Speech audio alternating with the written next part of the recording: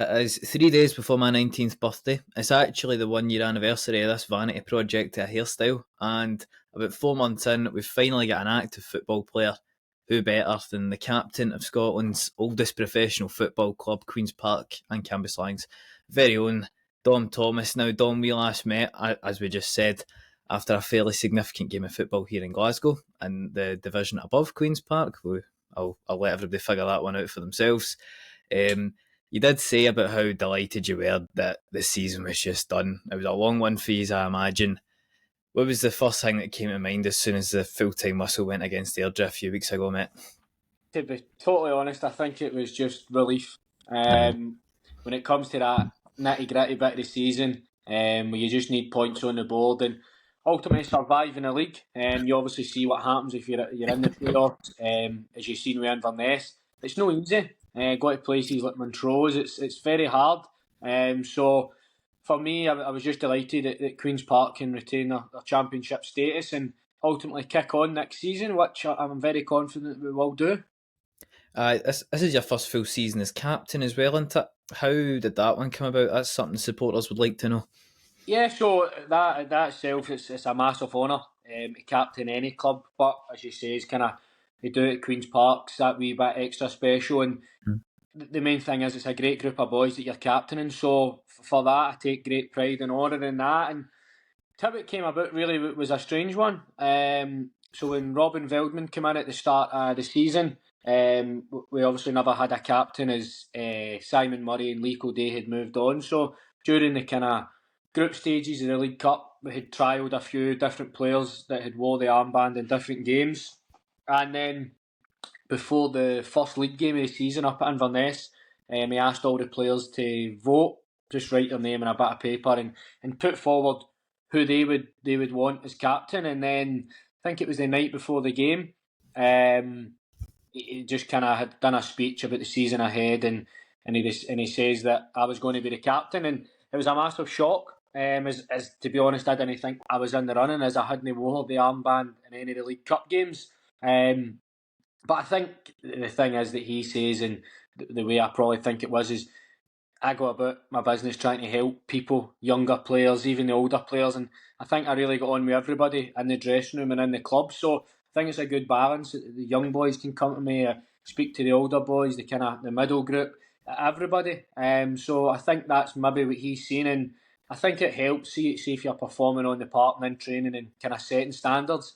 It's easy to kind of be the captain. It's maybe different if you're maybe struggling in the pitch or training, and then you're asking other people. So he announced that the night before the Inverness game, and I was, as I say, I was thrilled and excited and very grateful to do it, especially for Queen's Park and the group of players that I says. And so far, I've enjoyed doing it. Comes a wee bit extra work and a wee bit extra responsibility, but for me, if I know I'm helping people, as I say, the kind of younger players in that, and coming for advice, and I think I've enjoyed doing it, and I think I've done it well, so long may that continue. I mean, you're here helping the young guys out here, Dom. You've certainly got my vote if I had a say in it. I'm really eager to hear about Robin Veldman. We'll come back to him a wee bit later. However, I just wanted to ask, what have you thought of the playoffs? And since Queen's Park managed to avoid them, of course, we're coming to the end of them now, but just overall, what have you taken for it? Yeah, I love the playoffs as a neutral. I much prefer watching on. I think there's always excitement when there's so much at stake. But as I say, I've watched the games, and I see Inverness going away to Montrose and 0-0, and Montrose were the better team. And then obviously they get through it in the home tie. Hamilton went through quite comfortably. And obviously in the end, I think it finished 5-3. So deserving winners were Hamilton, and they're a good team, and fair play to them. That's two teams coming up now for League One, so it's exciting times. Inverness, I thought, were a really good side. Some good players. They got some loan players in. And to be fair, I was surprised. I thought they would have survived, but it just shows you that the playoffs is crazy. Anything can happen, and I think you see that up and down the country, not just in Scotland. And especially the format between League One and the Championship. I think anything can happen. The kind of format for Championship to Premiership, it's a big ask. Obviously, you've seen Partick Thistle going out to Rave. They look dead in their feet, and I think Rafe could suffer the same thing. I mean, it's 4 games kind of back to back in quick succession, so such a hard ask. But as a neutral watching on it, I think they're great. Aye. Well, we'll come back to current affairs a wee bit later on, Dom. Take us back to the start. I'm going to use and abuse James English's signature phrase there. Apart from "boom, we're on," I'm not going to go for that, and that's far too much. But what we like to do is we like to just go a wee chronological story about you and your career. Take us back to the start. Take us back to the young man, Dom Thomas. Tell us about your early youth football experience and your upbringing, really. Yep, so for me, just as any probably young kid, majority, I played for my local boys club. For there, enjoyed that, playing with your pals, and my older cousin was in my team, so it was great. And for there, it was football daft, really. That's kind of all we had growing up. You would obviously play with your boys club, play in school, play out in the street to the street lights come on. It's an old cliche, but back then that's all we had and that's all we did. So I'm grateful for that. As I says, from there on, they played boys club, and then just kind of scouts come and watch you. So I think when I was maybe 6, 7, 8 kind of teams, that's when they start kind of getting you in. So I was at kind of every team in Scotland, and you just kind of go and train and see what you enjoy. Obviously, I had been scouted with Celtic, and obviously it's been a big Celtic fan. Once they're kind of interested, everybody else gets put to the side, and I think I was in there for I was 7, maybe 8, down at Barrowfield and training, and then when you're 10, I signed the kind of contract with them as such.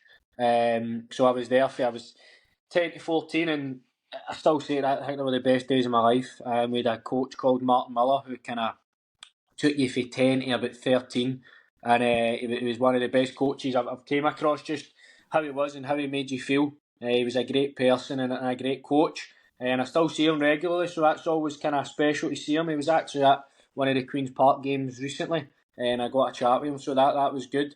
And then when I was 14, 15, I was obviously up at Lanarkshire by this point with Celtic, and at that point I was small for my age. I was probably one of the smallest in the team. And Celtic decided that they wanted to kind of go with a physical approach, kind of sign bigger boys, physical. And at that age, everybody's growing in that, and there was a few ways that just hadn't.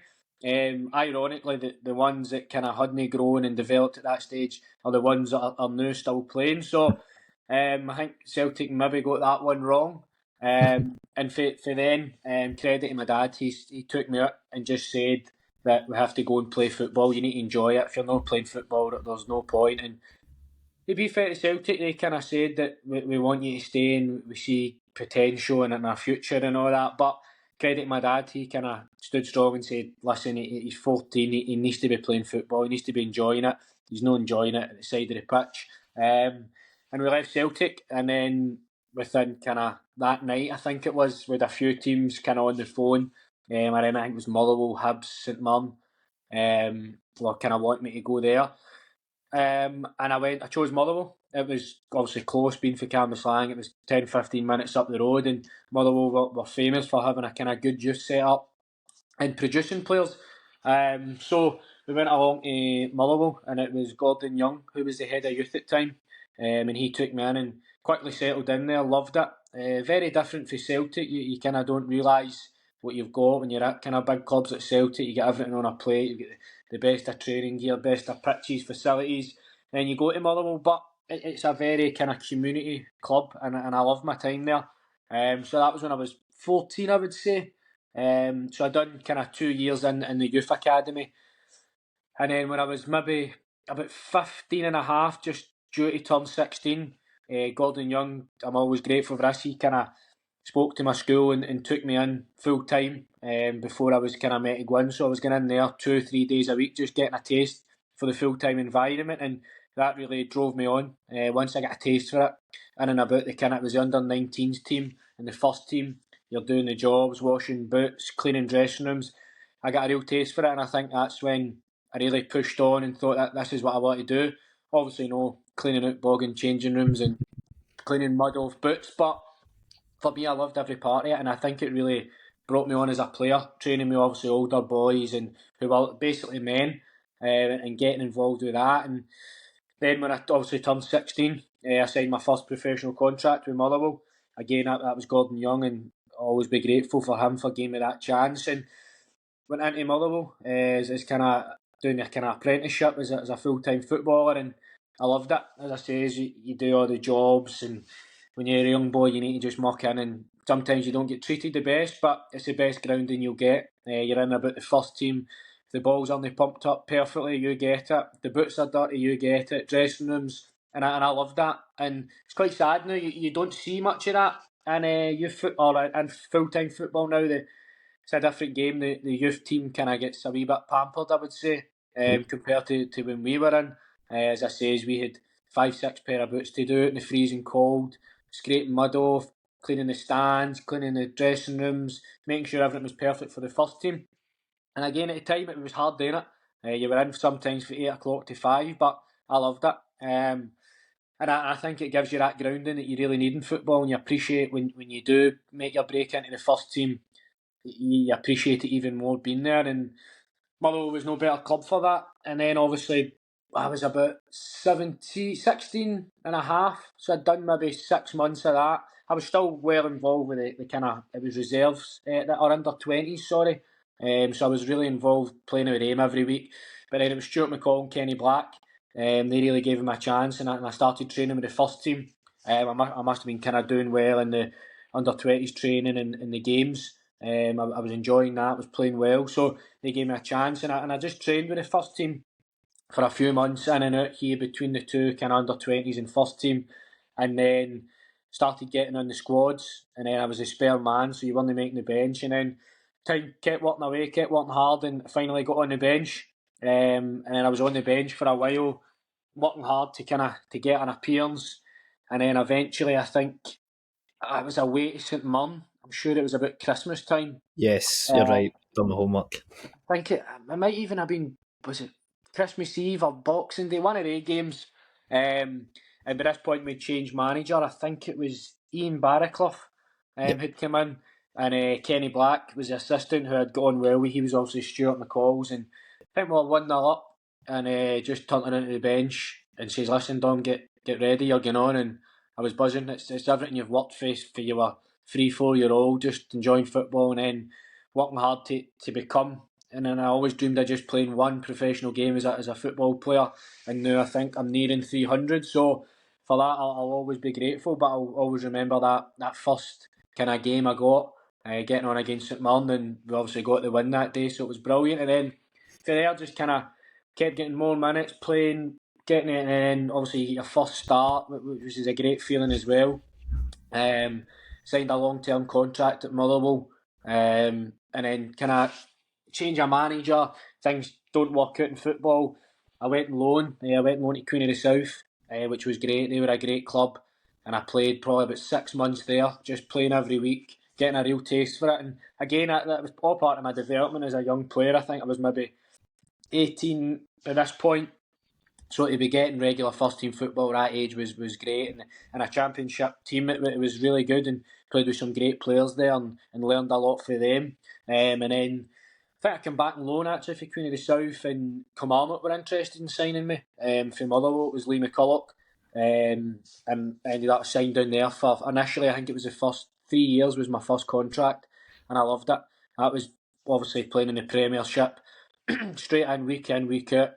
And I was loving it, and again, grateful to any manager and club I've ever played for. But Lee McCulloch was really good. He really put the arm around me, and I went down there, and the dressing room down there was brilliant. You had young boys that were great, and you had older experienced pros, and for there, I think I really became a much better player, and kind of developed probably from a young boy to a kind of man, just with the environment that you're in and playing. And it was brilliant. I really loved my time there, and ended up signing a few more contracts there. I think I was there for maybe 4 or 5 year on, and it was great. And then kind of just changed a manager and wasn't playing as regular as I probably wanted to. And for me, I always say that you need to be playing football and enjoying it. And at the end of the day, it's your hobby. You know what I mean? And if I wasn't playing professional football, I'd be doing the part with my pals playing, just enjoying it. So I wanted to go, and first loan I went under Steve Clarke, I went to Dumbarton, just the way it worked out that the transfer window had shut for kind of any other Premiership or Championship clubs, and I went to Dumbarton in League One, and I went there. I think it was 6 months, and it was one of my most enjoyable spells in football under Jim Duffy, and I get nominated for League One Player of the Year, and I really just enjoyed it. That was really proper, just going out and enjoying it. Sometimes when you're up kind of in the Premiership, Championship, it's very serious and that, but I just found going to League One and playing for a part-time team. Obviously, I was still training full-time with Kilmarnock, but I just went there and thoroughly enjoyed it and really got a love for the game. As much as we were really focused, and I think we finished maybe 4th or 5th that year. I think I scored maybe 16, 17 goals, so it was brilliant just to get back playing and enjoying it. And for that, I think a lot of clubs get really interested, and that's when I came back to Kilmarnock. And it was Dunfermline that wanted to sign me kind of off the back of that loan spell. So I went and joined Dunfermline permanently in the Championship. And again, a really good club. Although I think the fans have maybe turned on me now. But that's football. And it was a great club, and I loved it there. Stevie Crawford, John Hughes, Peter Grant, the kind of managers that I had there were great, and we had a really good team. First year, they were flying, and then the season got cut short with COVID. And then I think the next season, there was a lot going on. We changed our ownership, and we struggled, and obviously ended up getting beat in the playoffs with Queen's Park. And then that kind of takes me to my time at Queen's Park. It was Owen Coyle was the manager. So when I was at Dunfermline and my contract was coming to an end, he contacted me.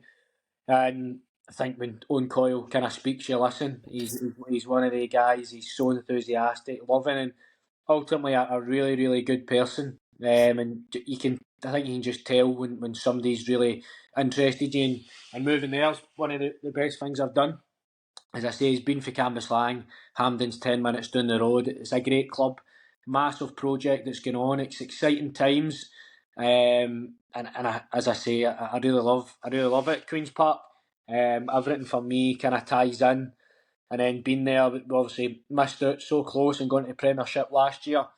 This season, been named captain, and obviously we kind of stayed up with. There was there was a lot of change and a lot of things going on, but that's football. Everything's not always going to be plain sailing, and I think it probably makes you appreciate it a bit more when you realise how hard you need to work to kind of get what you want. But that kind of takes us up to date with where we are in my kind of football journey. As I say, I'm really happy at Queen's Park. I love it there. It's a great club with great people, and for me, there's no better place for me to be playing my football right now. Yeah, we'll dissect that on a wee second, Don, but I'm shocked Trinity High School even let you do that in the first place. Aye, so obviously I went to St Bride's and then Trinity, two good schools. But when I was at school, it was strange. I think I had in my head I was going to be a football player, and I always remember one school teacher, Miss Connor. I still remember it. It was in an assembly, and she was going about asking everybody, "What do you want to be?" But people were saying, "I want to be a joiner, a doctor, a nurse, whatever." And I says, "I want to be a football player." And she stopped the kind of whole assembly, basically trying to make a bit of a joke of me, saying that there was no chance the percentage of people that make it to play football was lower than 1%. And I remember it, I was probably primary 5 or 6, and I says, well, I tell you right now, we'll make a bet that I'll become a professional football player. And I've not seen her since I obviously kind of became. I think she might be hiding. So I think I had my mind set on it kind of early, and then also going up to Trinity. And Trinity were great with me. As I say, when I was maybe 15 and a half, I was always kind of good at school. I was smart, but not really interested. And I knew I had a chance at football, and obviously when Motherwell came in and said to them that I could go in training early and miss, I think it was 2 or 3 days I missed a school. I was kind of all in at this point, because if obviously football hadn't worked out, I didn't have the grades at the side of me.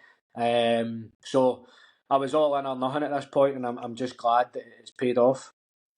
Yeah, you were quite critical of pro youth, like fully publicly. I'm sure there's an article about it in the Daily Record from maybe 6-7 years ago when you were still at Kilmarnock.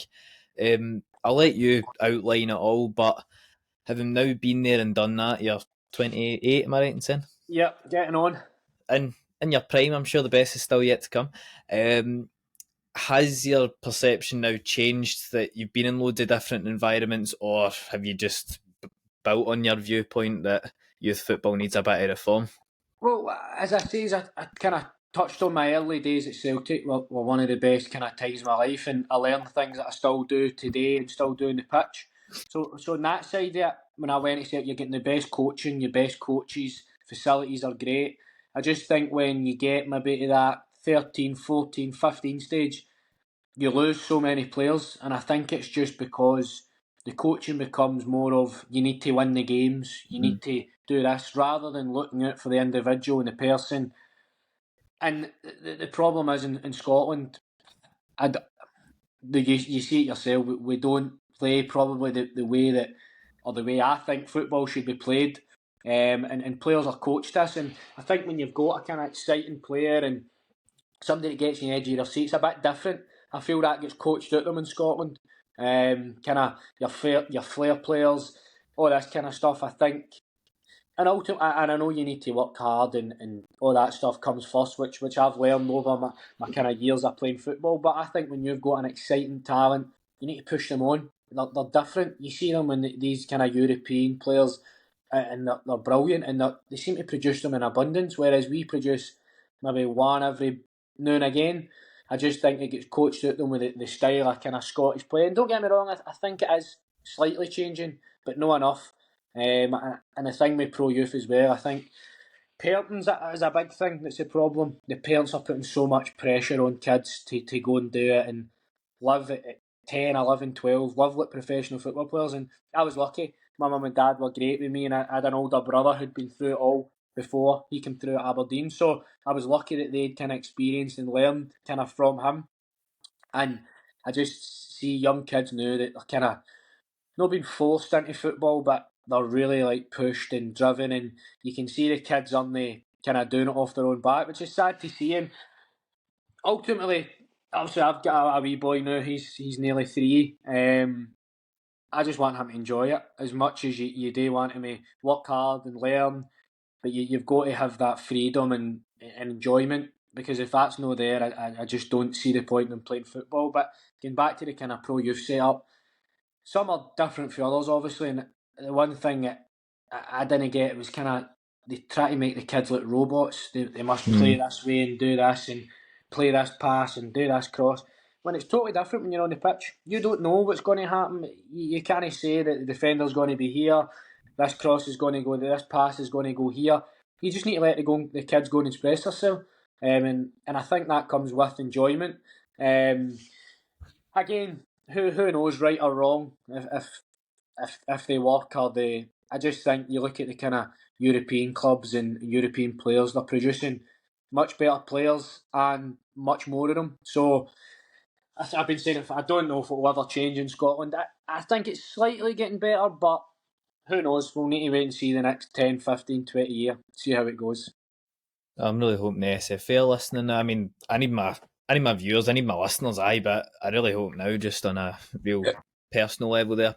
You have had a number of loan spells in your career, and I find it quite interesting though. It's not as if you've had random loan spells. It's been, you went to Dumbarton and then you went back, you went to Dunfermline and then you signed permanently. Do you think that nature of the loan spells have been beneficial to you as opposed to being here 1 year, here next year?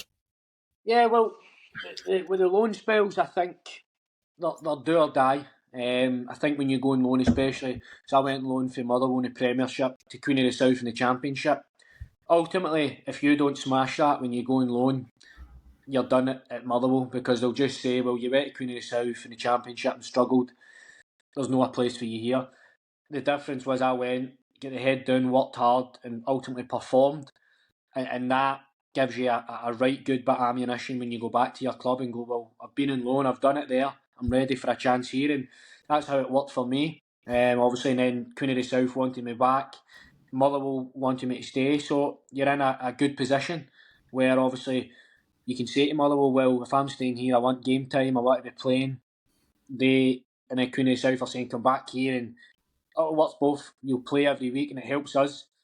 So I think when you go on loan, especially for a kind of higher club, to maybe take a step down a league or whatever it may be, you need to smash it, because I see a lot of boys going out on loan for bigger clubs and not doing well, and it ultimately burns their bridges at the kind of bigger club, as you could say.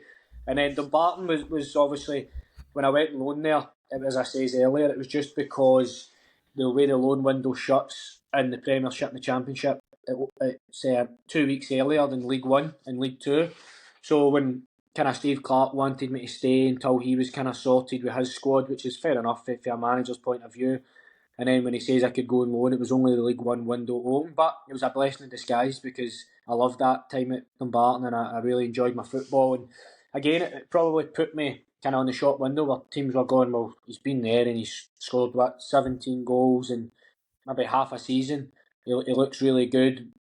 People seeing you, see when you're not playing, people forget about you, but when you're playing every week and scoring goals, you're getting noticed, and that's when clubs kind of take interest. So it was another successful loan for me. And then again, when I went loan to Dunfermline from Kilmarnock, I had to do well, and I done really well. And I think that's obviously why Dunfermline wanted to sign me on a permanent basis. And at that time, that's what suited me best. Obviously, getting to play every week and then enjoying it. Again, I always go back to that kind of enjoyment. And as much as it's a serious and it's your job and it's your livelihood, you still need to enjoy it. So the loan spells really, really worked well for me. As I says, I've seen boys go and kind of just no crack it, and it ultimately kills them kind of going forward. But for me, luckily enough, and kind of down to myself, working hard and performing, it really helped my career. I managed to find a forum doing my digging on you, which I was really sorry to see, by the way. Don't worry, I don't support anything which was said in it. It was a whole forum on you. It was like 2 pages of it and everything. Right? It was great. And it did give me a wee bit of an insight into the Motherwell supporters, from however many years ago from when you were coming through. So one of the sentiments is that you had the potential to perhaps go on to be one of the best academy products since James McFadden. Who, he only scored a tap in against France or somebody, didn't he? But a lot of them were saying about how in the under-20s or the under-21s, you were scoring goals for fun. You were zipping by players like it was nothing. But when you made the wee step up into the senior level, you maybe didn't quite have the confidence or maybe even the arrogance to do that as much. Now that you are older, you're more experienced. Do you think there was a wee bit of an element of that? Looking back now, I think you could. It's a big jump to go to, especially when you're 16, 17, 18. It is a big jump to go from playing against kind of reserve players or under-20s players to go in the first team. We had a great team at Motherwell at that time. I think one of the years we finished second. We got into Europe and that, so we had a really good team, and ultimately maybe just too young at that point. Obviously, the potential and the ability was there, as they're saying, obviously, in the playing in the reserves, 21s, and then maybe even sometimes, as I spoke on earlier, maybe just that team or that club didn't suit the way I played, or it just, there's a lot of factors that it needs to be. Ultimately, looking back at my time at Motherwell, I still loved it. They were the club that gave me a chance, and I wouldn't be probably where I'm all today if it wasn't for them. So there's probably a few factors, but I don't think there's one you could kind of put your finger on and say that this was the reason. I ended up, I played a lot of games for Motherwell. I don't know if maybe, I can't even remember the number, but I really enjoyed my time there and learned from it, and that's the main thing. I think especially when you're a young player, as long as you're developing and learning, I think that's the main thing. And obviously, I don't think there was ever any kind of question of ability, but maybe just too young, maybe wasn't fully developed at that point. I think now I'm probably a better player than I've ever been. So I think at that age, I probably just had so much to learn. Probably just about the game, the kind of other side of the game, you could maybe say, which I think I've learned over the years. So I think just maybe timing of it at Motherwell was just maybe too soon in my career to kind of go and play at a big club. And as I say, at that point we had a great team. We had a lot of success. So me personally, I would just put it down to kind of too young at the time, and just maybe wasn't ready to play regular first team football.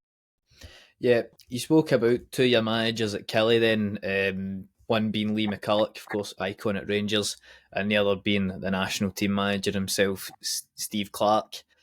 Both I think it's fair to say, had very contrasting spells at Kelly. However, you said about how Lee McCulloch was very arm around you. He was very much a mentor for you. And I assume you had a bit of a briefer relationship with Steve Clarke because you went out on loan. Talk to me then about the shift that would have went on at Kelly, because McCulloch came in, didn't quite work out for him, and then Steve Clarke 18 months later left with the Scotland job. What was the whole feel around the club? Like, what was your experience then from that?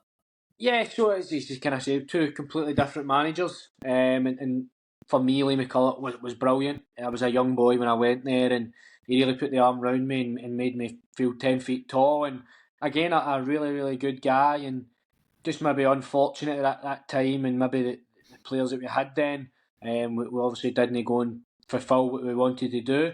But as I say, I still speak to Lee McCulloch regularly. He's been great for me right throughout my career. And just a really, really good guy, and that's what you like. You know, everybody, you want to meet good people and then keep them close to you. So he was great.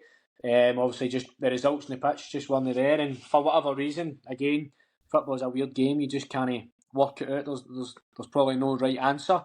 And then Steve Clarke comes in, and you can see his class right away. Very professional. Just had that aura about him, and then just straight onto the pitch, and his training was great. It was so detailed and everything he'd done, and every man knew exactly what job they had to carry out, and he got that message across so quickly, and that's probably how the results kind of changed.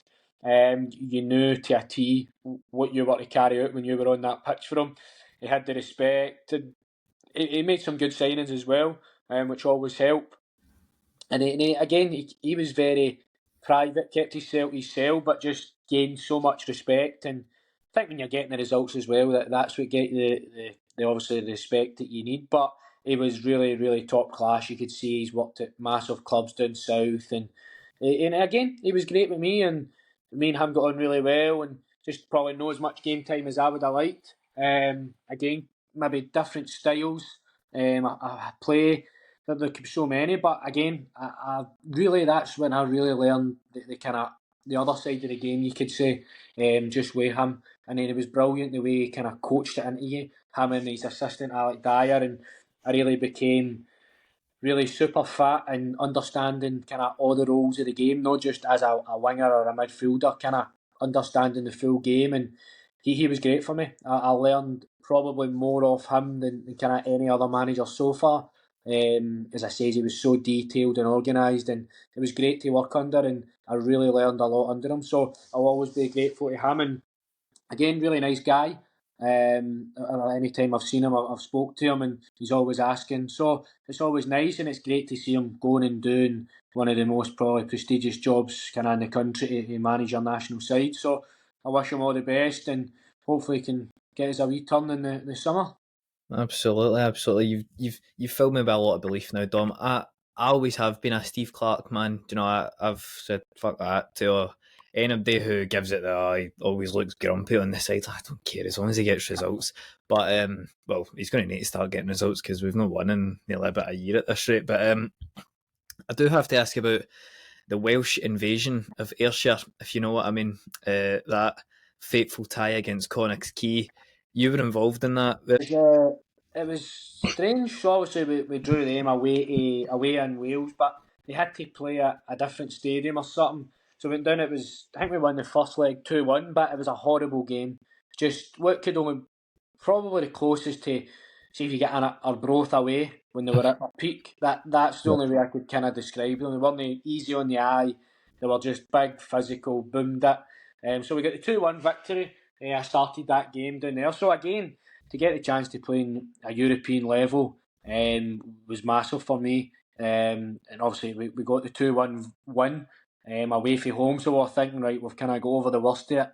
And then he came down to Rugby Park, and maybe we just had an off night or whatever it was, and I think they won 2-0. So it can be put down in it's a classic in it, the Scottish teams in Europe, all that kind of stuff. We obviously had a change of manager at this point as well, who maybe didn't really understand what kind of game it was going to be, what was at stake. And we obviously lost the tie 2-0, so I think that kind of put real pressure on the manager and Jello Alessio for the kind of before a ball was kicked. But it was a great experience to play in Europe. I mean, I've been lucky enough to do it. I think done it with Motherwell as well. So great for these opportunities, but it didn't work out. But you live and you learn from them. Yeah, I do want to ask about Angelo because it really was quite the appointment. You know, as much as replacing Clarke at Kilmarnock was always going to be a Ferguson at Old Trafford type situation just based off the job he's done. And I mean, the guy had a great track record. He'd played for and coached some of the top teams, especially over in Italy, and he was Conte's number two for a while, wasn't he? I Yeah, just want to ask about your experience with him because I'm really quite interested in him. Like, what it was was it like with him? it was a real strange one, just Mm. because.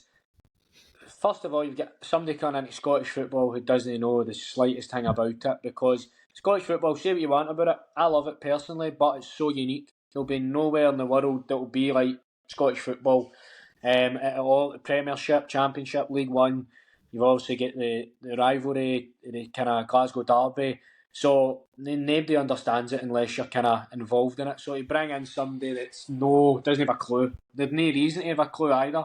And also doesn't speak English, so that straight away, I don't know how it was ever going to work really. Just not even having the kind of language or very poor English.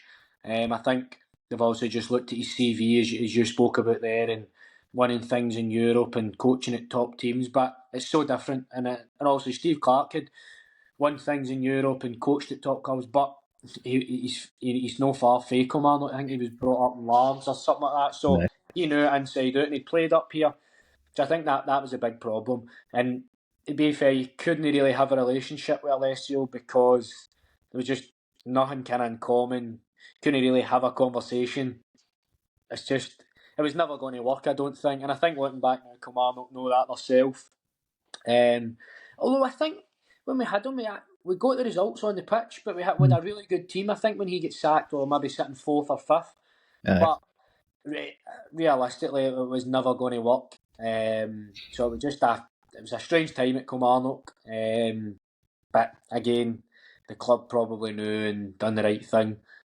Wherever Angelo is now, I wish him all the best. He wasn't a bad guy, just wasn't for him. Yeah, I'm trying to think. He managed somewhere in Europe recently, but he's not managed a team for about 2 years now, so I can't quite put my finger on it. One of your dead obscure teams, probably out in Romania or somewhere like that. You say that about the fact he didn't know Scottish football, he didn't speak English. I'm not saying Robin Veldman couldn't speak English, but I do want to then touch on him because when he came into Queen's Park, it was quite a whoa. Who's who's this guy? I was there for the Livingston game at Lesser Hampden. I'm quite blessed to have Yeah, watched a game at Lesser Hampden. yeah. And I remember you even said to me and Adam about how you thought he was totally levels above everybody, just the way he coached and the style of play he wanted to employ. Tell us about your experience with Robin Veldman then. Yeah, and I still stick by that. I think he was really, really intelligent in terms of football. He knew the game, or close to the way I see it. Again, the only problem I'd maybe say was Scottish football. It's Mm. unique, but his ideas of football, the way to play it, train it, I think we're close to what I think the way it should be. He was proper. He was really good coach. His methods and what he believed in and the way he wanted to play. And I know it didn't work out results wise, but I really think he will go on and be a top coach manager in Europe, because I think the only thing that probably let him down was the Scottish football. It's so hard. Sometimes you get punished for actually trying to play the right way. But for me, him as a coach, as a person, a manager, was really, really top level, professional. I honestly couldn't sing his praises high enough. It'll probably be strange to a lot of kind of fans and people watching or listening. I just think he was a really top coach, top manager, and I've no doubt that he will go and do well. I think ultimately, I think his hands were slightly tied in terms of kind of the squad and players he inherited. I don't think that was anything to do with him. I don't think he had much say on who was kind of signing or whatever that may be. But with what he had and what he worked with, he was really, really top. His kind of expectations, his standards were really high. again, how he was as a person, he was brilliant, and still kind of keep in touch with him. He's obviously at Club Bruges now, taking their reserve side. But a really good guy, top coach. Again, probably just the Scottish kind of game. It probably took him a bit by surprise, and how other teams play, and that's just the way it is. And again, I think he wasn't helped with kind of what he kind of inherited or signings. They weren't his players, and it's hard probably to ask a manager, a coach, to go and work with other people's players or signings. It's probably like a kind of working with somebody else's tools. It's hard. Yeah. But I'll stick by. He was a top coach. Again, it's just probably Scottish football maybe took him by surprise, but I think he's probably learned from it as well. And I hope he does really well with whatever he does, and the sacrifices he made kind of coming over here with his family. He was all in. He was 100%, and he lived for our football, and it was great, and I love being part of it, and again grateful that he made me the club captain. So all credit to him for that, and I just really hope he goes on and does well. That's definitely going to be a part the Queen's Park supporters are going to be eager to hear about. But do you know, it was interesting though, because I mind at that Livingston game, that must have been the second game played at Lesser Hampden, and I'm sat there and being an 18-year-old, I love your tacticals. I thoroughly enjoyed the Europa League final last night, by the way, even though the team I wanted to win got beat ultimately, but I was delighted for Gasperini. And you had young Callum McKenna, 16 at the time, and he was passing the ball about for the back, and you've got all the old heads behind us giving it why is this, why that and all that, and it's like you're saying there, he was punished for actually trying to play football. But on that note as well, we've had Coyle, Feldman and Davidson, three guys who seem like three very different managers. How would you compare and contrast them?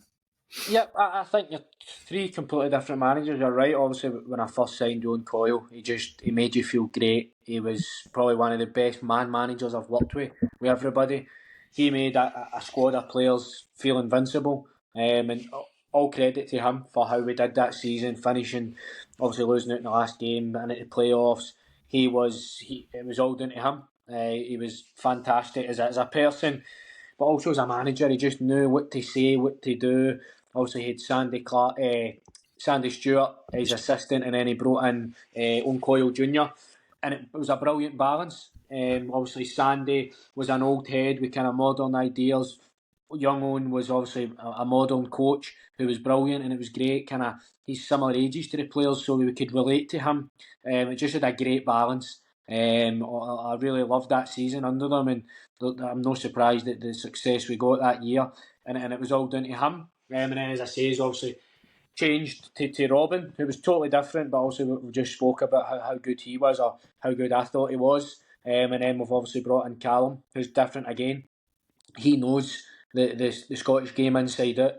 He's so detailed, and actually similar kind of Steve Clarke. I can see the similarities there, kind of similar era. Although I think Steve Clarke might just be a bit older, so I better throw that in there. But Callum's been great since he came in with me personally, with the team. Everybody's enjoyed working under him, and I think the results and performances have been great since he came in. I might be wrong, but I think from January we would be sitting maybe third or fourth in the league table. It's something like that, which is fantastic. And his coaching's great. He's got a great balance. He's obviously brought in a bit of experience. It's a really enjoyable place to be. At one point, kind of we were looking up the table and kind of chasing the playoff spots to go up. Obviously a kind of few bad results put you back down, and obviously just glad to obviously survive it and stay in the league. And I'm really excited for next season, but obviously with Callum in charge and Liam Craig assistant, it's really, I think, if they give him kind of what he needs, we'll have a right good chance. As I say, I've learned a lot of him in a short space of time, and just how he is with people is great as well. I think he's really good about the place. Keeps himself at the right times and really gets you on board. But as I say, I've loved it for January working under him. You can see he's got that kind of class and aura about him as well, and he knows the game inside out. Just so knowledgeable about the game, and for me, learning off him, I love it. Just talking to him, and just asking questions and learning things. And I'm really excited for this season ahead under him. Yeah, well, I mean, his personal trophy cabinet speaks for itself, doesn't it? And being a rookie manager that year as well. I do want to ask, because the supporters are quite eager to hear about this, of course, was that Owen Coyle season, and about how up until about January they said he's were playing some of the best football that they've ever seen at Queen's. The goals that are getting scored, the manner and the goals that were going in. And then a lot of them seem to attribute it to one night up to Inverness for a number of reasons, for just how things happened. Of course, the Simon Murray sails in there, winning in Inverness, and then on the bus down getting told, yeah, that's not going to happen. What do you That was a strange. attribute the second half of the season to, really? Well, I think ultimately, if you look at it at any club, if any club sells their captain, top goal scorer, experienced striker, you're going to struggle. Is it the vocal point of the team? Obviously, the way we played last year with it kind of 4-2-3-1. We had a kind of lone striker, with kind of mean saves in behind. It was Josh McPake in the other wing. And I think you lose a massive part of your team on and off the pitch. It's going to be very hard. He chipped in with something like 17 goals in 6 months. So you're losing that right away. And as I say, he was great off the pitch as well. So you lose that. And it was a very young team as well. So to lose a kind of experienced member who's went to Ross County and absolutely fired goals in. So that's exactly what we're missing.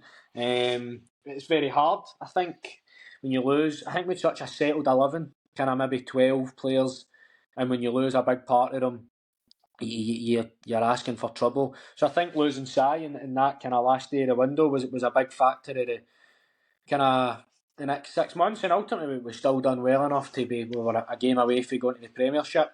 But I think losing a big key player at that point of the season ultimately is going to, it's not going to benefit you anyway. Let's say that.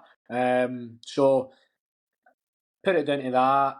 Maybe teams had clicked onto the way we played. There was a lot of factors, but ultimately we still got there in the end to take it into the last game, and we were so close, 2-1 up after 30 minutes or whatever it was. We can hold our heads high. Sorry, after that season. Yeah, I do just want to make a wee word there for the supporters. I remember Owen Coyle in the run into that Dundee game said about how there's not that many Queen's Park supporters, but it's a bunch that absolutely adore the team. Now, I know the answer to this, but I would make the bold presumption that that is a sentiment you would echo about the Queen's Park faithful. Yeah, of course, they're great, and I think that is what's so special about them, that there maybe no be millions of them, but the ones that are there, they're always there, and it's much appreciated. And I think you get to know them a bit more personal than maybe many other clubs, because there's maybe a wee bit less, but they're so passionate and enthusiastic, and I've got a lot of time for it. As being a football fan myself, I know how hard it is following your team. You're home and away, it's no cheap. Your buses, your away tickets, everything, it's hard. So me personally, I've got a special touch for them because I'm kind of a football fan as well, and I know how hard it is. It's sometimes you get 2-3 games a week, whatever it may be, and credit to the Queen's Park fans, because it's not always kind of easy. Obviously, you've had great success the past few years, going right through the leagues, and then obviously heartbreak in the last game last season, and then a tough season this season. But regardless, wherever you go, they're there. I remember going over to Cliftonville in one of the League Cup, whatever it's kind of called now, and there's 500-600 fans up at 6 in the morning getting ferries over. That's when you've got to take your hat off and applaud it. And Ballatown as well. It's massive. I must say that it's exactly Ballatown. You can go away there, and that was the back of beyond. So as I say, it means a lot to me personally, and I know it means a lot to the boys playing. It really does give you that wee extra a yard, and it's much appreciated. I mean, well, we first met in the pub, and then we met at that Q&A night as well, which was good. So, and as much as I would not say that I'm a Queen's Park supporter, I ball boyed at the club when I was maybe 2019 I did, and then COVID happened, and then I just got told I could only do the big games, which was actually, take that. But I've always had a wee eye on the club, do you know, so like everything that the supporters have asked me to ask or anything they're saying, obviously Adam, our other pal there as well, I mean, he doesn't shut up about that club, so do you know, I'm in the know with everything, so it's great. Now, Dom, I don't want to keep you for too much longer. I've got one more question for you, and it's a question I ask everybody. If we're sat here and we do a round 2 in 1 year's time, season's finished or the playoffs are just about to finish, and I ask you, Dom, seeing the last year, have you done a good job? And you tell me, yes, Charlie, you've done a good job. And I ask you, why? What would be a good job for you in a year's time for Queen's Park, or just for you personally? The next year, obviously, as I say, I'm excited for this season. When we know how hard the Championship is. For me personally, I always set my targets of kind of double figures for goals and assists. I think maybe 18, 19 goal contributions this year between goals and assists. So I just want to go and better that. For the team and the club, I think that there's no reason why. Obviously, as I say, we can build on the squad that we've got, the managers, obviously, as I say, the results for January have been very good. So there's no reason. I think always you've got to aim for high up, and the playoffs would be a good start. But I think this year, the way the league's looking, obviously depending on this final playoff, there's no reason that we can beat everybody, and why not go for it? I think if you don't believe you can do it, then you're never going to do it. So for me, it's go right for the top. It's possible. We know that we've got the ability, we've got the staff. It's a great club, and for me, I think that would be, if it's not this season, at one point, I really would love to take the club right up to that Premiership. Yeah, well, so we've Dundee United who have left, and potentially it could be Raith Rovers by the end of the week. Who could be out? I mean, you've got Hamilton and Falkirk, 2 Championship calibre clubs coming up, but in a year's time, Queen's Park fans, you heard it here first. Dom Thomas would like to be in the Premiership. Anyway, Dom, it's been an absolute pleasure. I'm delighted we finally got this done. You speak like an absolute gent, mate. I'm sure the supporters will be appreciative as ever to have heard for their captain today, mate. Thanks very much for coming on. No, thank you. It was a pleasure, and obviously thanks to all the fans for the support this season, and long may that continue, and here's to a successful season. Well, I'll probably see you soon enough anyway, right? See you, mate. All the best.